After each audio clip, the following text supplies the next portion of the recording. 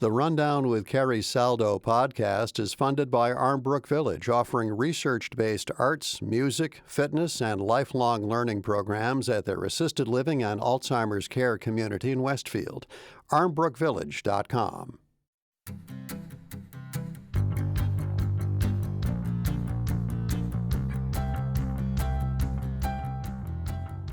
This is The Rundown. Good morning. I'm Jill Kaufman in for Carrie Saldo here on 88.5 NEPM. Joining me in the NEPM studios in Springfield is reporter Nirvani Williams from NEPM, also a freelance reporter and columnist and overall longtime Western Mass newshound Michael Dobbs. And joining us by phone from Boston is John Misek, the political editor for Mass Live. Good morning, everyone. Good morning. Good morning. Let's talk about a few of the biggest stories this week in Western Mass, starting with disturbing allegations of a racist act on social media that is connected to students at the Southwick Regional School. It's the high school in the district. Nirvani, you've been reporting on this at NEPM.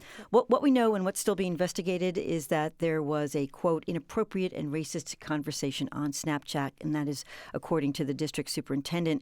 It was directed at black students, and Nirvani, you spoke with the mother of one of the students, and she described the social media post as a mock online slave bidding, generating students of color. These allegations came to light to the public this week while students are on vacation. What do we know about how the school district is handling this? How are they speaking? How is the superintendent or anyone speaking to the school community? Yeah, absolutely. Well, the latest is that Jennifer Willard, who's the superintendent of the Southwick Tolan-Granville Regional School District, said in a statement yesterday that Southwick Regional School officials will be organizing a, quote, special assembly for students upon their return to school from break. She said that the assembly will serve as a forum for open dialogue, support, and guidance on navigating what she said in the statement, challenging situations both inside and outside of the school. And so one of the victims' moms, Allison Lopez, who I spoke with, also issued a statement, presumably in response to Willard's statement yesterday, saying her meeting with school district administrators left her feeling, quote, profoundly disillusioned, and that there is a, quote, serious lack of understanding and commitment among the administrative leadership to ensure the safety and well-being of all students based on their race and ethnicity. And she said she feels compelled to explore alternative avenues to seek justice and ensure accountability for those responsible. And I asked her what she meant by that. And she said she doesn't know yet, but she will do whatever is needed for administrators to, quote, wake up, which I thought was very interesting. Did she say anything, or do we know anything about Southwick and previous experiences with of racism between students in the district, or you know, attacks on students? There is no trend here. I know that. I don't want to imply that Southwick has experienced anything, but what do we know anything about its past? Well, Lopez, the mother, said that her daughter experienced two former acts of racism. She said that she was called the N-word by some students in her class, and that she brought this up to the vice principal, and she said that the vice principal didn't really address the problems. She also said that in response to this recent act of racism, that her daughter is struggling, and that she's really unsure about what to do currently, and that this doesn't just affect her daughter's ability to work and go to school, but also, you know, her daughter's questioning whether or not her friends, who are mainly and mostly white — the school is 89% white according to state records — if her friends who are white are true friends, and you know, how to navigate those challenges. Right. So this is very personal, and also larger than the individual in this, which is because of what we know about the world. Michael Dobbs, a few years ago, you wrote about how Springfield and Chicopee and Holyoke declared racism a public health emergency, which is happening, you know, which is a statement, a declaration that other cities and towns have declared. But particularly in public schools, what are you seeing? What do you see that's been done about this public health emergency since 2020, since George Floyd's death?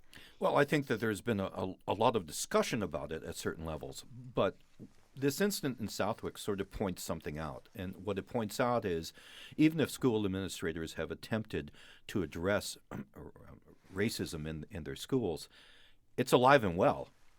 It's out there.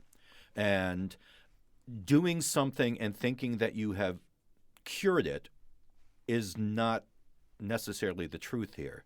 This is whatever schools have to do, it has to be an ongoing effort, because there's a whole group of new kids, a whole group of new parents, also a whole group of new situations and circumstances, which each grade. So honestly, yeah, it's fine for communities to talk about this, but I think that certainly to a certain extent, the pandemic took a focus off of these kinds of issues and problems in America.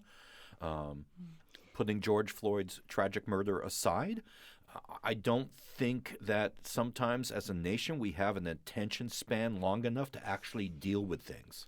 John Misek, on Beacon Hill, at the state level, school districts can do what they can do when there are resources, and that would be, funding for intervention for curriculums, like something which is very well known nationally, Facing History, that I think comes out of Brookline. What do we know about, in the last bit of time, and I know you're relatively new to covering Massachusetts for Mass Live. What do we know, though, about what state lawmakers, what the Department of Education is doing for districts at this point? Yeah, I'll concur with Mike on this. This is not something where school districts can necessarily rest on their laurels. And I'm thinking particularly, Jill, about a conversation I had with the Rabbi Mark Hirsch, who runs the Combined Jewish Philanthropies in Boston, where obviously with the discussions around Harvard and MIT, we've seen this uptick in anti-Semitism. And the one thing that Hirsch drove home is this is not something that you can rest on. That these are efforts that have to be consistent and constant, and that bad speech has to be countered with better speech and continuing education. And, in the conversations I've had with policymakers on Beacon Hill, they feel much the same way. The state has a responsibility to step up here and to provide districts with the resources that they need to make sure that, that students are educated to that end. We don't have to look any further than the polling data over the last couple of years by the ADL and other groups pointing to the uptick in hate crimes, pointing to the uptick in anti-Semitic incidents, to know that this is with us and constantly at all times. So it's not really something, as I think Mike correctly pointed out, where we can take a passive approach. And just to point out that Talbert Swan, who's the head of the Springfield chapter of the NAACP, said in response to Southwick in particular that racist attitudes are fermented in young people. This is a quote, young people through their environment, through their parents, through their teaching, through what they're exposed to. And I know Nirvani and Khalees spoke with Bishop Swan just this week. Yes. And they spoke about, that racism exists still. It hasn't gone away, even if he's heard that this generation is different. Need to move on to something that is also happening statewide, but also happening out here. Governor Healey's nomination of a highly qualified judge to the state's highest court, that's the SJC, as we say for short. Within the next few weeks, the Massachusetts Governor's Council will vote whether to confirm the state appeals court judge Gabrielle Wolohojian. That's to the SJC. She was involved romantically with Governor Maura Healey for several years. No one is covering that up, but it has left some questioning the optics of the nomination. During her confirmation hearing this week, the governor said that this relationship shouldn't matter. As I have said in the past, a personal relationship and my personal relationship with Judge Wolohojian should not deprive the people of Massachusetts of an outstanding SJC justice. And she is outstanding, according to many people. There was not a lot of pushback at the nomination hearings this week. But one member of the Governor's Council who is based out in North Adams is Tara Jacobs. She said at the hearing that she is struggling with the optics of the nomination to the SJC and at least another issue, which is a lack of representation for Western Mass on the bench. And this is Jacobs. There's the regional inequity element of it, that we have no representation at the SJC. And was there an equal opportunity across the board for those who weren't in, what could be called a deep insider? And Wolohojian just responded that she understood those concerns, and she explained her expertise and her ability to recuse herself from any cases if needed. Mike Dobbs, she has faced very little critique at the hearing. What do you think of the optics here? Well, it's unfortunate that a past relationship between these two people is now coming into play because, in all honesty, you should be judging candidates for a position like this solely based on their qualifications. She's had a very long history as an appellate judge, if I remember correctly, and because of that, that's how she's being judged. I really, I really personally don't care if they were a couple. I do care about the concept that we have an SJC that has no one from Western Massachusetts on it. And my counter to Governor Healy would be, were there any other candidates besides this one with equal qualifications that would have come from one of the 4 western counties? This is something Joan Vanucki wrote about in the Boston Globe, which is of all the gin joints in all the world, of all the Massachusetts judges in all the state, why this one? John Misek on Beacon Hill, what are the conversations like in the hallways of the Capitol if you're hearing any buzz? Yeah, we actually asked the governor a variation on that very question after Judge Wolohojian's appointment was announced. Was there nobody else? And she was adamant that there was not, that she was the best candidate who came up from the SJC's nominating committee. This is the second appointment that Healy has had to the High Court. Bessie, her last name's escaping me at the moment, her former state solicitor, was recently confirmed to the High Court. Both appointments from within Healy's inner circle. The governor can appoint whom she wants to appoint. She's clearly trying to remake the content of the court, which is now full of Charlie Baker appointees. But she, I think, is rightly facing questioning on Beacon Hill, within Beacon Hill and without, about whether or not she's picking the best people who are suited for the job. I don't think there's any question that Judge Wolohojian is qualified. But certainly in a state full of judges, there could have been a broader nominating pool. And that is it's a Justice Elizabeth Dewar who Thank you very much. Was sworn in January. But she is the first of those Healy appointees, as you mentioned. Ma'am, would I like to go on and talk about implicit bias in this and the questioning of selves, but we want to talk about one other story before the break, which is about the Holyoke Public Schools still in receivership. That means still being operated by the state of Massachusetts. And the Commissioner of Education, Jeff Riley, who does the K-12 part of education, announced he was resigning as of the beginning of next month. There's been a lot of good work documented at the Holyoke Public Schools who have petitioned the state to take back that control so they can make decisions about the budget and about teacher contracts, everything under the sun that is budget related. But Commissioner Riley said, not yet. More talking needs to happen. Now, change in management, change in leadership. John Misek, Mayor Garcia said that Lieutenant Governor Kim Driscoll gave him a call to say, what can she do to help? When Governor Healy was running for office, she promised the districts in receivership would get back that local control. What's your take on this? In Kim Driscoll, Jill, the administration really has somebody who understands the needs of local districts, and the governor has spoken about her desire to want to help local districts, to want to interface with them and give them some power back. And there's no issue more emotional than local school districts, and that the next person who's going to lead this obviously is going to have a pretty towering challenge ahead of them. Mike Dobbs, you've been watching this situation in Holyoke for as long as I have, or even longer. You've been out here. What is your take about a change in management? Could it come up that process, that finely tuned process? We've got about a minute or so. I don't think it's particularly good news for the city of Holyoke, because I'm sure that the person who comes into this job is going to want to do all sorts of analysis about it, study, thought, meetings. And the bottom line is, as I know for a fact, that Mayor Garcia was expecting a decision to have the schools turned back to the city. And this was literally the carpet being, jerked out from underneath them. Michael Moriarty, who is on the Board of Education, who lives in Holyoke, he has great faith in the interim commissioner who is likely going to take this. I'm sorry, the deputy commissioner who is likely going to become the interim commissioner. We'll see what happens with that. That decision should be made within a few weeks, I believe.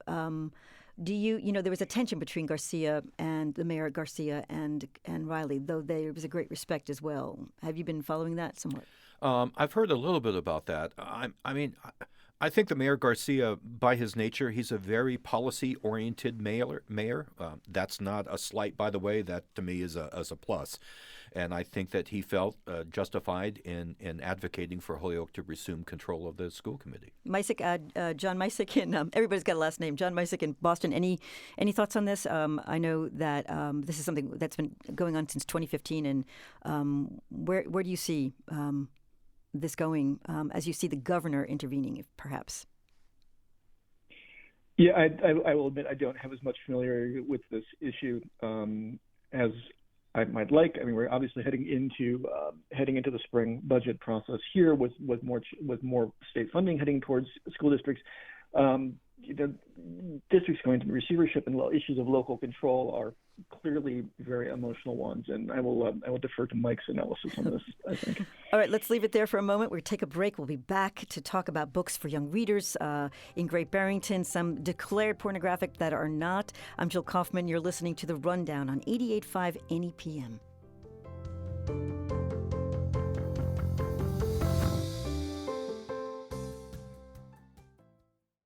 You're listening to 88.5 NEPM, NPR News and local perspective for Western Mass. The Rundown with Carrie Saldo is funded in part by Armbrook Village. Welcome back to The Rundown. I'm Jill Kaufman, in for Carrie Saldo. With us this hour is NEPM reporter Nirvani Williams, columnist Michael Dobbs, who's a former longtime executive editor at the Reminder newspapers, and by phone from Boston, John Misick, Mass Live's political editor. Let's dive back into the week's news around Western Massachusetts now with a look at something that's happening at the state level. Massachusetts state senators next week are expected to vote again on the so-called Healthy Youth Act. It is an update of the state's really antiquated sex and health education curriculum. It is not a mandate for districts. It is a suggested curriculum. It would create guidelines that the district can opt into teaching sex education. John Misick, this is something you've already written about for Mass Live this week. What do we know about this incredible thing that the House in particular has not touched these proposed Senate bills for a decade or something along those lines, even though the Board of Education has approved in this past year with the governor's endorsement similar guidelines for districts? Yeah, State Senator Sal DiDomenico is hoping the fifth time will be the charm here, Jill, with this bill. He's tried and failed on this before. It's never cleared the House. These standards that districts will have to opt into would require districts to provide, quote, medically accurate and age-appropriate education for students on a host of issues, from bodily autonomy and consent issues to gender identification issues to teaching about STDs and HIV/AIDS. Parents also would have the right to be notified about these standards and could opt their kids out if they choose to. And those kids would then be provided with academically appropriate programming while those classes are going on. As you correctly point out, they've been trying for some years to get these standards through the door. I talked to DiDomenico yesterday. He believes this year is the time, with the standards being approved by the Board of Education, that there's been support from the governor's office on this issue. So we're expecting a vote probably tail end of next week in the Senate, and we'll see how that works out. Michael Dobbs, what is it about politics here? What is it about the House Democrats not touching this, not allowing the state basically to update these recommendations since 1999? And these are medically based, evidence-based recommendations for sex and health education that are keeping kids safe. And there is even, whether this is conservative versus liberal, I don't know. These are House Democrats in Massachusetts who are not touching it. What do we know about that? Well, all I know is that sex education has been a hot button topic ever since I was in school, and I was in school when dinosaurs roamed the earth. So it doesn't surprise me that here in the 21st century, these politicians are still operating on this premise that giving kids necessary information about their lives, about their bodies, about society, is still somehow verboten. we still have issues with AIDS. We still have issues with STDs. We still have issues with people and gender identity being accepted in society. All of these issues still exist, and they're just sticking their heads in the sand as far as I'm concerned, especially because, as you just noted, this is not mandated. This is suggested. So it's still up to local school committees to implement this kind of curriculum.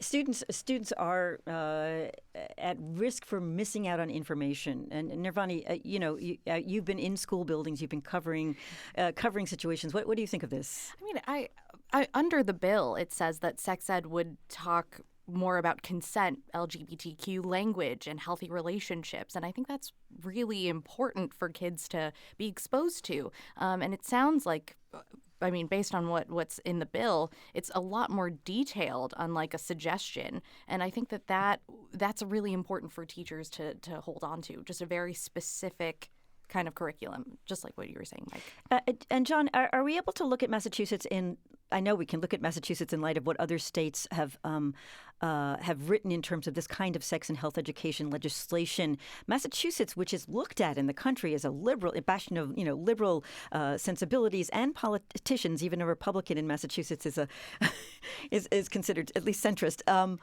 Other states have already implemented similar kinds of legislation. Can you tell us about that? Yeah, I mean, I sort of looked up yesterday and thought the same thing, John, like, but they weren't doing this already. And the fact that it hadn't passed here, and they've been trying for a decade. It's just another one of these instances where Massachusetts' reputation as a progressive bastion kind of runs up against hard political reality. When I was talking to Senator DiDomenico yesterday, I mean, he really hammered home the necessity of teaching these standards. He said, look, and this is a direct quote, kids, we either do it in the classroom or kids are going to talk about it on the playground. He would rather have them have medically accurate and inclusive information than conduct those classes by the seesaw, I suppose. But it is a little inconceivable that while other states are plunging ahead on this, that Massachusetts is not in the vanguard of it.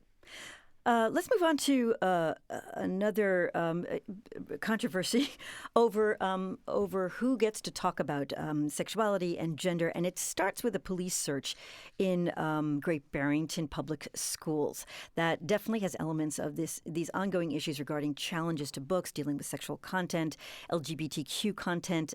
This is happening in other Western Massachusetts districts besides Great Barrington and way beyond. NEPM's Nancy Cohen this week reported on an independent investigation into a police search that took place in December at a Great Barrington Middle School. It was in a classroom looking for the memoir Genderqueer. The book was not found.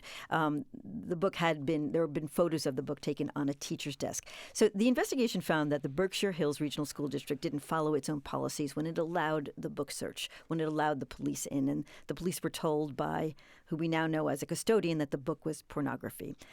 So there's a lot going on in this story, but let's talk about the books. There were allegations that this book is pornographic. It is a book that it is a memoir. Genderqueer is a memoir. It is approved by the American Library Association. It was handpicked, selected by teachers and librarians who are certified, who have studied, young adult literature. John, the situation in Great Barrington is playing out in a lot of places. As parents are challenging books. The tactics of these challenges in some states are shifting to legislation being proposed by certain groups to give more control to school communities and individuals, school committees, rather. What do you know about this in Massachusetts or beyond? Well, I mean, I was working in Pennsylvania before I came to Massachusetts, Jill. I mean, and the one thing I could say is we saw that debate unfolding there, where even legislatively there were pushes to give parents broader says over what books could be in libraries, over their right to view curricula and object to it. I mean, this is a swing that we really saw take place during the pandemic. Parents were at home; they had nothing else to do except to hop on Zoom meetings for their local school boards, and these conversations became particularly politically charged. It feels like this conversation in Great Barrington is of a piece with again, parents sort of injecting themselves into decisions that were traditionally left to school officials and to educators, and most often it's a minority of parents who are making these decisions for the broader student body. So it feels like it is sort of a piece of the broader conversation we've been seeing nationwide. So, Nirvani, I know that last year you worked on a story about a book called True You. It's a book that helps kids, it's for kids, talk about gender and to explore their gender. And you asked the authors, who are educators, how they think teachers should react when kids are figuring out their identities at school, but they haven't come out to their parents yet. This is something that has happened in Ludlow, Massachusetts, as well. Yeah. So were the authors able to weigh in on how teachers should react, what they should say about and about families, whether they, there's policy around this, but can families get involved in these kinds of conversations if their kids haven't come out yet? What did the authors say? Definitely, yeah. Well, Gwen Agna, who's one of the authors, she's a beloved principal, or a beloved former principal at Northampton Public School and a current school committee member. She says it's really important for teachers to proactively establish a culture of acceptance in their classroom and stress that figuring out their gender isn't something that the children have to feel like they have to hide from home, or that they don't need to necessarily always share that at home, but that in school, in their classroom, they can express themselves however they feel most comfortable. And Agna's comments line up with the Ludlow case that you mentioned. Like a judge did dismiss a federal lawsuit filed by two parents against the Ludlow Public Schools over keeping their children's gender identities quiet in 2021. A U.S. district judge ruled school officials did not violate the parents' civil rights when they supported two former middle school students who identified as gender fluid and sought to change their names and pronouns in their classrooms without informing their family. Mm-hmm. And I don't mean to gloss over the police search part of this story that we've been covering for a few weeks now. Mike Dobbs, who gets to make the call? Schools do have policies about how and when to respond to a concern. The school responded to a concern about inappropriate behavior by the teacher, which was immediately dismissed. There was no doubt that this teacher would never have a student sit on their lap and do anything inappropriate. But we're seeing people, parents, custodians react to to these books and to what they perceive as inappropriate. It's a different time, it seems. Well, I think that yes, it is a different time. Part of the reason is that this kind of information is all over mass media, talking about people's gender, talking about their rights, et cetera, et cetera. Schools reflect society. Schools, in my mind, are given such an enormous responsibility to try to educate kids on every aspect of their lives. We've given schools that responsibility, by the way. And I find it almost hypocritical when parents decide to look at the school and criticize them on this kind of material, this kind of issue, without being involved with their schools to begin with, to actually think about what is happening. In this particular case, I think it's shameful that the school district violated their own procedures and their own protocols and jumped to conclusions that they shouldn't have jumped to. Now, if I read the reports correctly, the teacher involved hasn't come back yet to the schools. Right. I wouldn't be surprised if this individual resigns, because this was a very serious allegation that was obviously quite frivolous. We have about a minute or so left. Last thoughts on this situation for teachers and for kids. John Misek in Boston. Yeah, I was thinking about that, Jill. I mean, this is obviously, as Mike correctly points out, we're asking teachers to take on quite a lot, and we heaped even more responsibilities on them during the pandemic. And what we've seen as a result is an epidemic nationwide of teacher burnout and teachers leaving the profession because of the increased workloads, because of pay scales that aren't keeping up with the cost of living, and a debate that boiled over in Newton a couple of weeks ago. It's hard to attract and retain good educators, and when you heap more stuff like this upon them, and I've had conversations with teachers about that to that end, it is little wonder that they are leaving the profession and seeking employment elsewhere. Nirvani. Yeah, and Gwen also points out that it is important for families, if they are confused about what to do, to go to educators, to ask educators that, are teaching their children what's important and how do their children act in the classroom and how should they react to their gender journey. Talk to each other. Talk to each other, exactly. Listen, we have to leave it there for this week, but I want to thank you so much for coming in, Michael Dobbs, Nirvani Williams, John Misek. It's been great to have you all part of this conversation. Thank you so much. Thanks so much. Coming up, Carrie Saldo speaks with an activist in Western Massachusetts who says she got some significant lessons from her grandmother to get out in the world and do good. I'm Jill Kaufman. This is The Rundown.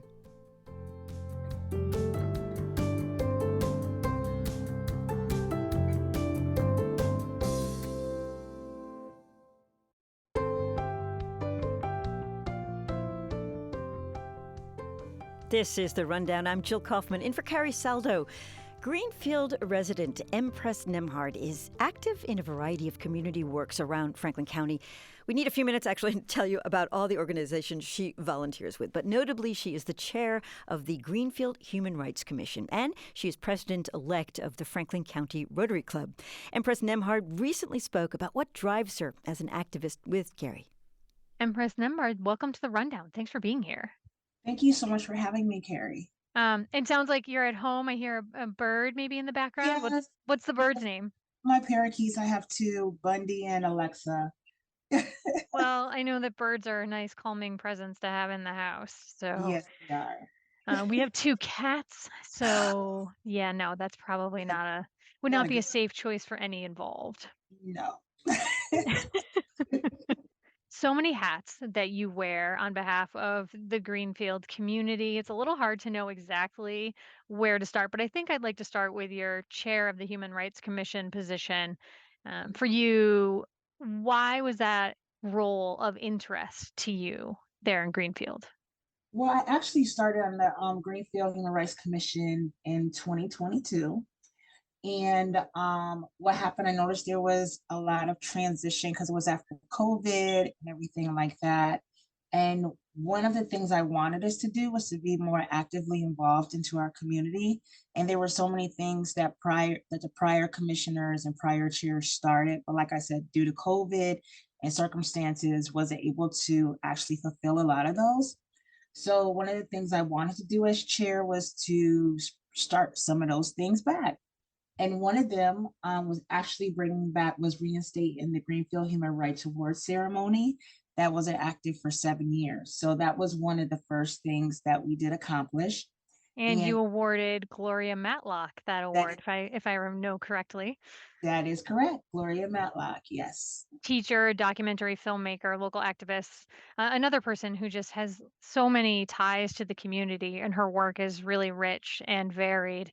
I've had the pleasure of speaking with her in the past. So it was really great to see her name. Why did Miss Matlock stand out to the commission? Well, basically what it is that the commission really wasn't involved as far as picking the nominees. This was something that was actually done through the city of Greenfield, giving the people in the community their own voice to actually independently choose who they wanted to actually be a nominee. So we had a substantial amount of people who actually nominated Gloria Matlock because, like you said, she's involved in everything. And is definitely a power force in our community. So therefore, it was like a landslide win for Gloria. So it's like the people of Greenfield, that's who they felt like was deserving of this award. Actually, now that you remind me that that's how the process worked, I remember reading in the Greenfield Recorder about that. And actually, one of the quotes from the recorder said that on one of her nomination submission forms sent in from the public, she, quote, has dogged determination to use her time she has dogged determination to use her time to better the lives of those in her community. That sounds just like Gloria. Yes, and it's so funny because I know like usually a lot of her kids who she picks up that's involved in Music of Franklin and her after school program. My son is also goes to Federal Street Elementary School, and I know she's definitely like, so when are you signing your son up? And I'm glad to say I actually signed him up today. So oh, that's great. Yeah. something else that you have helped to start there as an outgrowth of the Human Rights Commission, as I understand it, is an annual Juneteenth celebration. And as many folks in Massachusetts may know, and let's remind some folks who don't, that Juneteenth became an official state holiday in 2021 in Massachusetts. It's marking the end of slavery in the United States. But Greenfield really launched with your help in 2022. This Day of Freedom hadn't really been marked there prior to that. What did you think when you found that out? Well, that was one of the reasons why I wanted to start. The reason why I started Juneteenth, I just recently joined the commission at that time. And I also recently just joined Greenfield Savings Bank earlier in the year. And it was a very turbulent time for the city during that time. And I noticed there was a great divide going on in the city. So I've always been about community, and I wanted to use Juneteenth as a means of putting our differences to the side and having a family-friendly environment where we could all come together and celebrate this great day.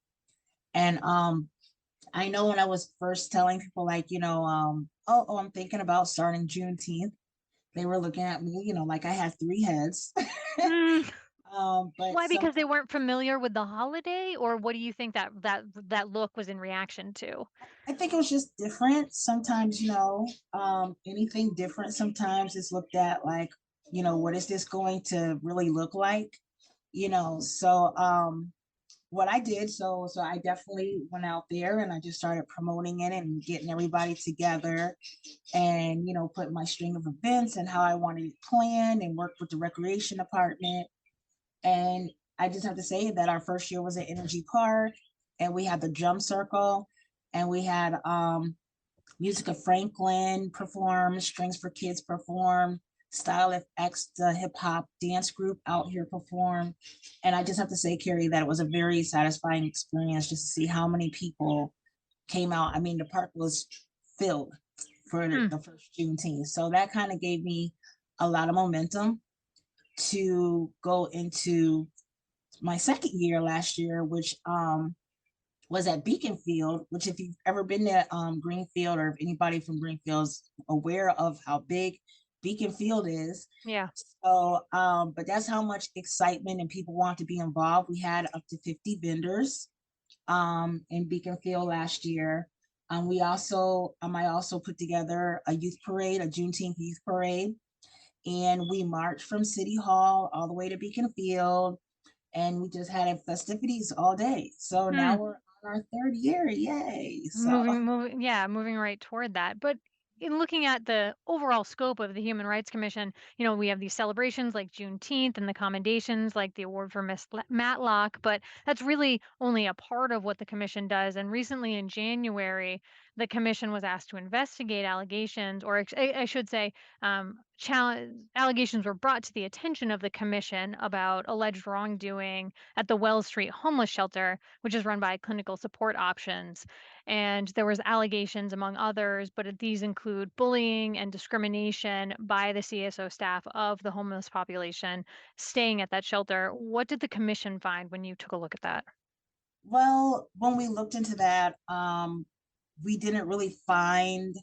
There was actually history. I won't really, say names of the two people who brought them out, confidentiality reasons. But what happened is that these two individuals actually had some bad history with them, and one person was actually put out for violation of the rules. So it was more so like there was a lot of bad energy there between these two individuals and CSO. But what happened during that, CSO did invite us to actually go in for a tour. It was actually me, along with our new mayor, Jenny, and one of the councilmen, Wahab. CSO did invite us in. We was able to go in and take a tour and meet with some of the residents there. And from there, we was able to create, a great partnership going forward. Yeah, and I understand you say you don't want to raise the names. They were published in a newspaper, but for this discussion, I will do the same and not name names of the folks who brought those allegations forward. But they did say following that to the Greenfield Recorder that they felt like they weren't helped by the commission. And I hear what you said, that the commission did an investigation and found perhaps there were other motivations. But is this now an opportunity for CSO and the Human Rights Commission to have a more open dialogue about how the population at that shelter are in fact being treated? Well, what it is that this is definitely an opportunity for CSO to actually work on their end, and if they needed more support, the HRC would definitely be there. But what happens, that was just a piece of the work that we do, was actually dealing with that particular grievance. The HRC hardly ever gets any kind of grievance or complaints. And just during that time, we just kind of like finished doing the award ceremony, and we still haven't even finished that piece because Gloria still has to get her name engraved. But it was just something, because of the timing, that we just wanted just to show our support to the two individuals who brought this grievance forward, and also for CSO, because at the end of the day, you can't remember our number one goal as HRC is to create some kind of resolution between the two parties, so that everybody could have some sense of sitting down and moving on and what's the next step. So, looking at another area that you're focused on, you are with Greenfield Savings Bank, as I understand it, the Community Reinvestment Act analyst and a community outreach officer. Tell us a little bit about that role in a nutshell.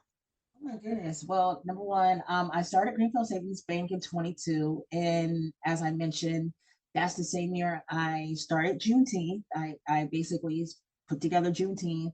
And that was the year I first joined the Human Rights Commission. Now, CRA is actually the Community Reinvestment Act of 1976. And basically what it is I look at the activities of Greenfield Savings Bank to make sure that we're in compliance and meeting the needs of our community. And our assessment areas, as far as the areas that we serve, would be Franklin, New Hampshire counties. Now, because I have two titles, as far as the community outreach officer, I basically work to fulfill those requirements by creating events that would reach LMI or low to moderate income communities. Now, one of the things that I do as far as I just recently launched the Greenfield Savings Bank Financial Literacy Workshop Program. And I'm very excited to say, Carrie, that we're actually booked out for 2024. That definitely says a lot about the needs of people who wants to know more about financial literacy. That's exactly what I was just going to say. I mean, there's clearly a need for that in the community.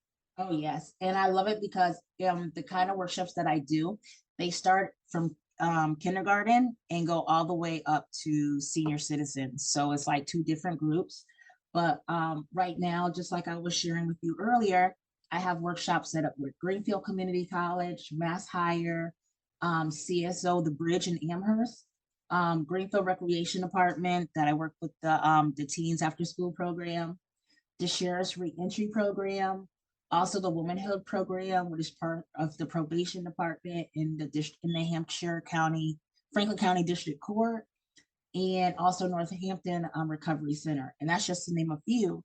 But as I did mention as well, one of my great goals is basically working a lot with the shelters, like Wall Street Shelter and the Women and Family Shelters on Federal Street here in Greenfield, and other shelters around the area, and also low income neighborhoods, housing complexes in and around Greenfield. You're also involved, if you weren't busy enough already, in the Franklin County Rotary Club. What's some of the work that that group has on the horizon that you're excited about? Well, basically, one of the things that we're definitely focused on this year is being more involved in community events. I know that we have done work with Stone Soup Cafe, and they also do a lot of work at the fairgrounds when they have certain events. But right now we want to be more on the ground as far as supporting our community and addressing some of those needs. So we're actually in the midst of reverbing a lot of what we do for the Franklin County Rotary. So I'm really looking forward to what that plan will be. And what is it that inspires you to be so involved there, not only in Greenfield but in Franklin County, more broadly? I was already community oriented before I moved to Greenfield. From a little girl, my grandmother used to do outreach work in the park. She was a lieutenant for the Salvation Army. And she used to take me out with her to a lot of these outreach programs on Sunday, to feed the homeless, or to read, or like be like a caretaker to them. So I grew up with that kind of experience already around me, and it just kind of like molded me into the person who I am today. Well, Empress Nembart, I really appreciate you taking some time to share your background and the work you're doing in the Franklin County region. Thank you for your time. Thank you for having me, Carrie. And that's our show for this week. I'm Jill Kaufman in for Carrie Saldo. We'll see you next week on The Rundown.